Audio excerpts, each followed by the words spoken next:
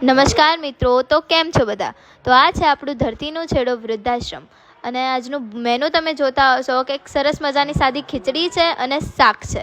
અને આપણા જે પીએસઆઈના યુવાનો છે એ આપણા જે બા દાદાઓ છે અમને સરસ મજાની ડીશો બનાવીને આપી રહ્યા છે.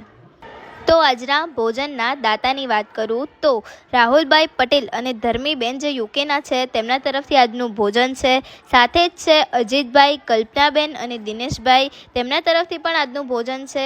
હજી એક આપણા સંકુલ અને વૃદ્ધાશ્રમ બંનેના દાતા છે, તેમનું નામ છે શ્વેતા અશોક કુમાર જૈન, જે ગોધરાના છે. તો એકવાર ફરીથી તેમનો ખૂબ ખૂબ આભાર.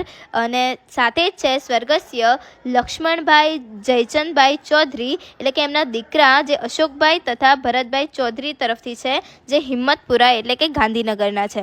અને આપણા જે છેલ્લા દાતા છે આજના, એમની વાત કરું તો ચાંદની અલ્પેશભાઈ ખલાસી, જે સુરતના છે. તો આજના જેટલા પણ આપણા ભોજનના દાતા છે એમનો ખૂબ ખૂબ આભાર માનું છું. અને જો તમે પણ આવી રીતે યોગદાન આપવા ઈચ્છતા હોય તો તેના માટેનો નંબર તમને સ્ક્રીન પર દેખાતો હશે, 7096486680. અને જો તમે ગૂગલ પે, ફોન પે કે પેટીએમ કરવા ઈચ્છતા હોય તો તેના માટેનો નંબર છે 8768888088.